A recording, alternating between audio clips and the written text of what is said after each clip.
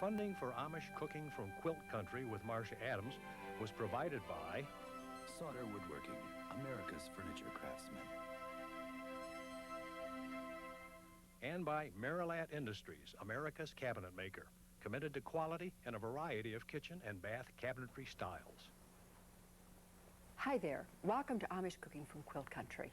Ordinarily, when we think of Amish food, we might be inclined to think of plain food, like mashed potatoes and gravy, chicken and noodles, pies, all of those very good homey foods. None of us would quarrel with that. But the Amish and Mennonites also create some dishes that would be considered elegant by anybody's standards. So today's show is called Elegant Amish, and you could serve with pride all of these rather stylish recipes at any dinner party. For the entree, let's do roast pork.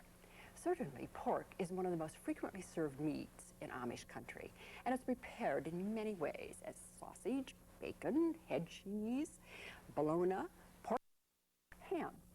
But this recipe is a well-seasoned loin, decorated and drenched with a sophisticated orange sauce. Let's do the sauce first. In a saucepan, combine 1 cup of sugar, 2 tablespoons of cornstarch, a tablespoon of flour, and 2 teaspoons of orange rind. Whisk that in rather quickly, and then add the liquids. 1.5 cups of orange juice. Do it gradually because that way you can integrate the flour and the cornstarch and the sauce won't be lumpy. Then add half a cup of water, 1/3 cup of lemon juice, 1 tablespoon of soy sauce, and that's going to give you a real deep, rich color in the basting sauce. And then something that I think is very important, 2 tablespoons of horseradish mustard. Make sure that it's horseradish mustard. This is a favorite of Germans, and it's generally a coarse ground mustard. Whip it up, turn it to high heat, and whisk and cook for about 3 to 5 minutes. How many of you have ever seen horseradish? Here it is. This long root is the part that you eat. It takes several years for it to grow to this size. It is a plant that takes a lot of patience to prepare because you peel it and then you can grind it in your food processor or in your blender with a little bit of vinegar, salt, pepper, and sugar. Now it's a real tearjerker of an operation. It doesn't really start getting hot and causing you to cry until you're grinding it. And it might be nice to have somebody else help you to take over when you're crying too much to continue. But trust me, it's worth it. I don't grow this in my garden because the leaves are extremely floppy and rather unattractive. So I go down the railroad track with a dock digger and dig this up every August and use pieces of it in my dill pickles. And then I grind more of it to add to a very hot tomato relish. Foodies are crazy. I'd be the first to admit it. Absolutely crazy. The roast pork is 5 pounds in weight, and it's boned and tied. And in this, make 12 slashes, good-sized slashes, like this with a boning knife. And you're going to stuff in these slashes equal parts of thyme and ground ginger and salt and pepper, just like this. And stick your finger in there so you have a good cavity. The loin roast we're using today is really pork chops, but with the bones cut out. Then it's rolled and tied. Now we're getting a garlic clove in there, and let's add some more of this herb mixture because that's going to permeate all of the flesh of this pork roast while it bakes. It's a rather luxurious cut of meat and a tad costly, for there's only about, I need a bigger slash there. Let's get right with it. There we are.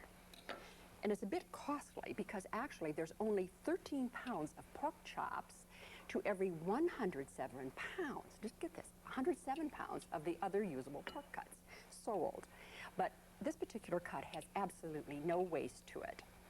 Now, I would suggest ordering this in advance from your butcher because you do need to have it tied.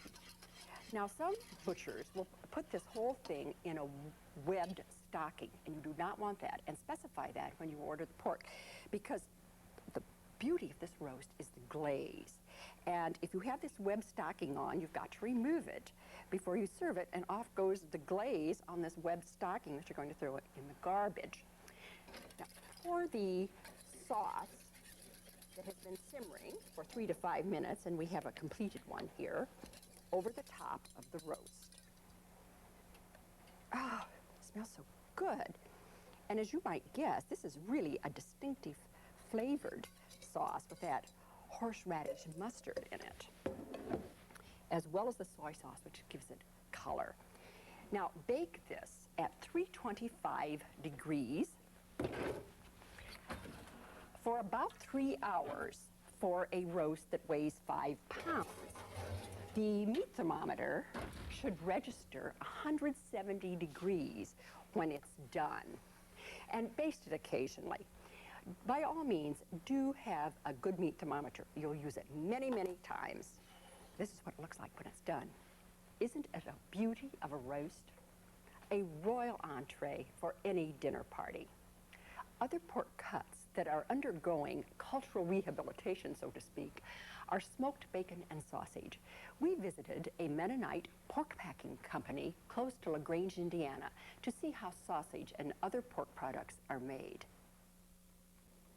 The Mishler family has been doing custom pork butchering in Amish country since 1910.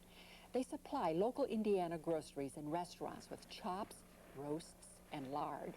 One of their specialties is fresh sausage, and they make 3,000 pounds a week, adding their own special blend of spices.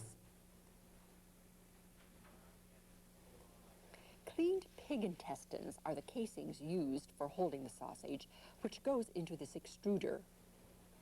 Air pressure from underneath forces the sausage up and out into the casing.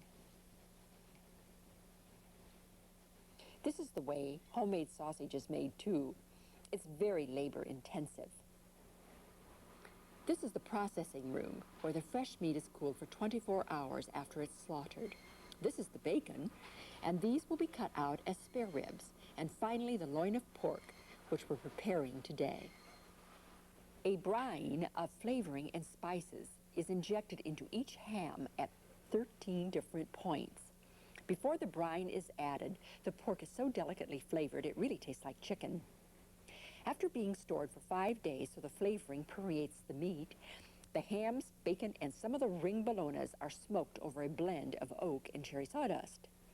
Hams are smoked at 200 degrees and bacon at 170 degrees. The meats are stored in this refrigerated room. In the foreground is the old-style German bologna that Mr. Mishler proudly described as, quote, the bologna we built this business on, unquote.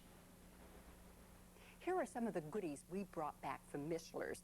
Old-fashioned German bologna, their wonderful smoky bacon, the Dutch loaf, which is a luncheon meat, and head cheese. Now, head cheese is a very flavorful mixture of pork meat and spices. It's not cheese at all. In earlier butchering days, the Amish would have had a separate black pot outside when they were butchering, specifically for making this product. But now, most would purchase head cheese at their local market. The Mishler's Meat Packing Company makes 600 pounds of head cheese a week. Imagine that. The next recipe is called onion patties. This delightful dish is misnamed, I think. It's actually a fritter. These patties could be served as a meat accompaniment, as we're doing today, or as an hors d'oeuvre, and I especially like using them that way. It's one of those marvelous surprises that I happened on during my research for old recipes, and it was totally new to me. It's a mixture of chopped onions and spices and just enough flour and cornmeal to hold it all together, and it's a snap to do. In a large bowl, combine 3/4 cup of flour and add to that 1 tablespoon of cornmeal, 1 tablespoon of sugar, 2 teaspoons of baking powder, 2 teaspoons of powdered sage, and a teaspoon of salt, and mix that up. And to that, for color, add 2 tablespoons of very finely minced parsley and 3 shakes of red pepper sauce. Now, this is not excessively hot. This just makes it have a little pizzazz, you see. And the 3/4 cup of milk. Stir that together. That cornmeal adds a very nice crunch to the final fritter, as you will see, or rather taste when you try it. And then add 2½ cups of very finely minced onions. See how fine those are? They've been done in the food processor. Use very mild onions if you can get them, Vidalias, for instance. Now mix this up. One thing about this dish is that I absolutely have never served it and had enough of them. I've got to learn to make double recipes because people just eat them like popcorn.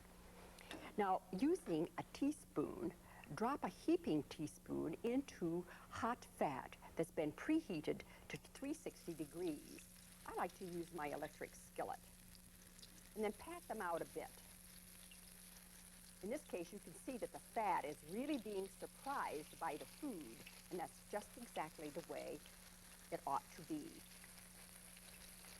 Peanut oil is ideal for frying because it can go to a very high temperature and not get a burned flavor. We'll add one more there for the pot.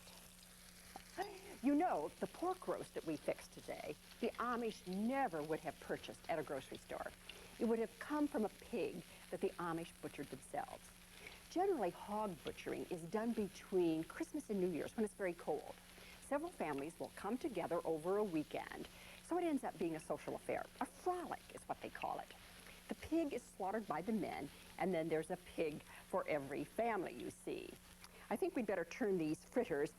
Ordinarily, you should have them cook for 2 minutes on each side, at least flat fritters like these. That's a lot of alliteration there. I have to be careful how I say that. Flat fritters.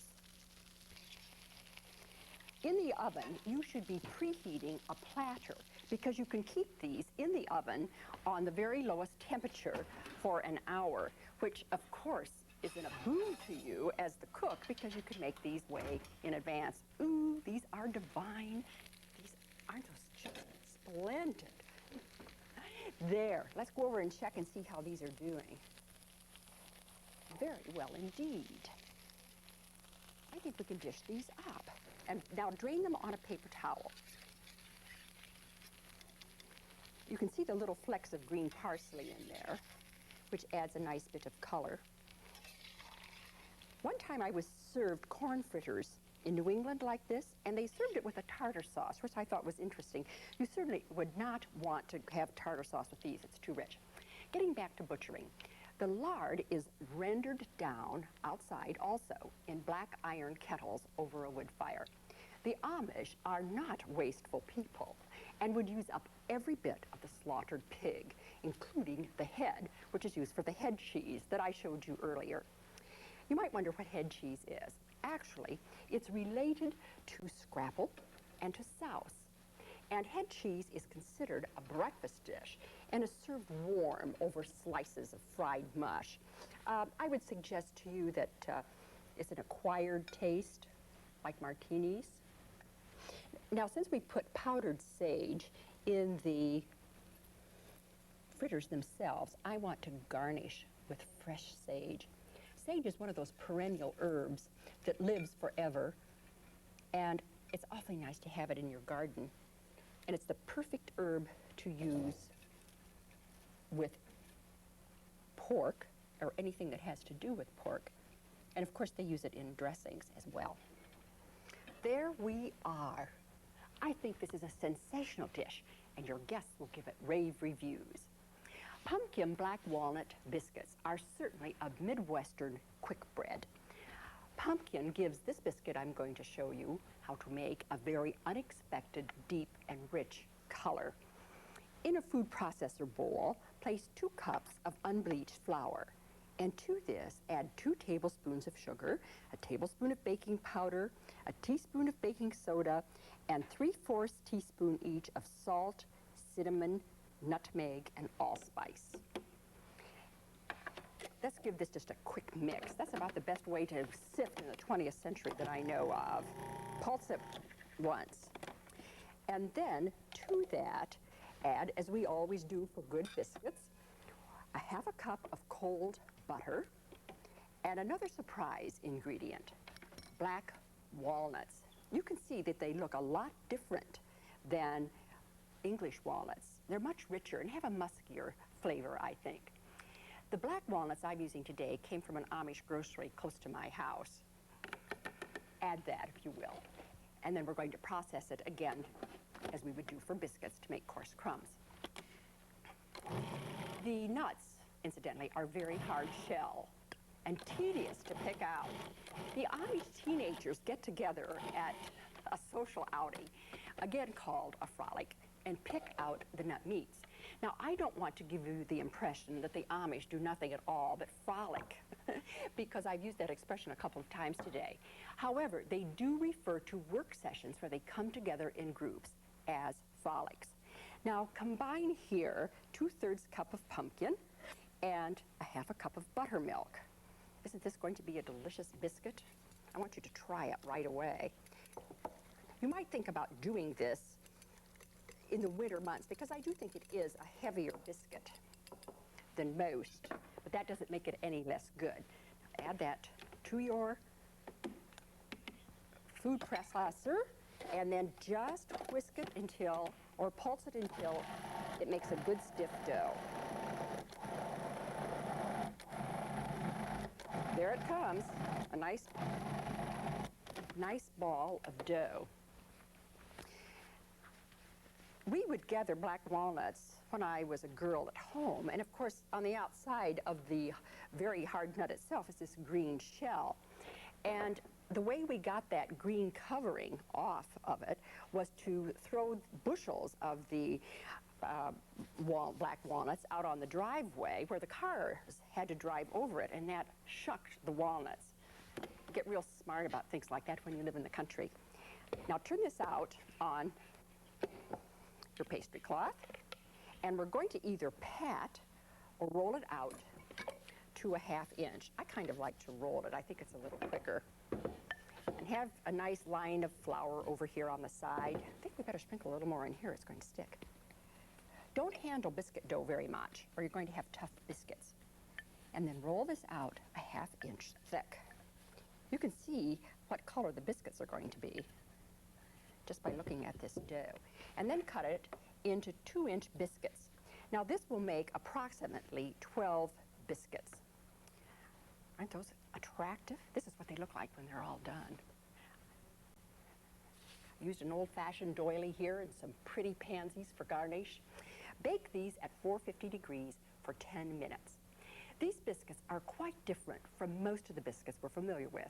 They have that unexpected color that I told you about, and because of the pumpkin, you notice that they really don't rise as high, but they're absolutely delicious. Now, we're going to make another, all my recipes are interesting today and delightful regional things. We're going to make something called date pudding trifle. Now, the Amish and Mennonites make lots of date puddings, and there are several versions, but I certainly think that this is one of the most interesting. And begin by combining in a cup or a bowl 1.5 cups of chopped dates, a teaspoon of baking soda, and 1 cup of boiling water, and permit it to cool. And then in a mixer bowl, combine 1/2 cup of white sugar and 1/2 cup of brown sugar and some other delicious ingredients. 2 tablespoons of softened butter, 2 teaspoons of orange rind, and 1/2 teaspoon each of salt and baking powder. And to that, add the dates, which by now the mixture is totally cool. And we're going to combine that on the electric mixer stand. There, looks good to me. And to finish it up is so simple. Add a splash of vanilla, about 1.5 teaspoons, I would say, and an egg, and 1.5 cups of flour, And we're also going to use more black walnuts. Now, ordinarily, I would not add black walnuts to a meal 2 times. It's such a strong flavored nut that you would only want to serve it in one food. It was just sort of a coincidence today that we did the pumpkin black walnut muffins, biscuits, excuse me, and this date pudding. Now mix this up again until it's thoroughly blended. As I mentioned, this date pudding is one of the favorite desserts among the Indiana and Ohio Amish, and prepared lots of different ways. It's served year-round and at all festive occasions. I think this is in good shape. Yes, it's nicely mixed. Now transfer this to a greased 2-quart pan or Pyrex dish. And that is approximately 12 inches by 7 inches. Spread it out evenly. And then bake this in a preheated oven, 350 degrees, for 30 to 40 minutes. And it will raise beautifully, and it should bounce back when you touch it with your finger, and that's when it's done. And that's your signal that it's ready to take out of the oven. Also, cakes will shrink away from the sides of the pan when they're finished. That's another signal that tells you that your cakes are done. You know, everybody's oven is a little bit different, so you want to know these little inside tricks, whether or not certain dishes are really ready to be eaten. Now we're going to do the trifle part. I had never seen date pudding served as a trifle until I was researching on this cookbook, and it's an absolutely delicious interpretation of date nut pudding. And cut your baked cut your baked date pudding into 8 squares. And then horizontally, you see here, cut it again, and then cut each one of these into 6, like this. And it's wonderful just as it is. This would be good with the cream cheese frosting on it too, incidentally.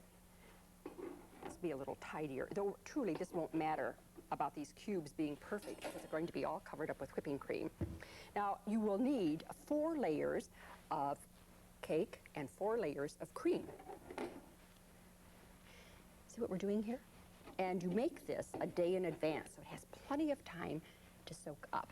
Now the whipping cream portion, you want at least 3 cups of the whipped cream, all whipped with sugar and vanilla and other good things. And the recipe for that's in the cookbook. And then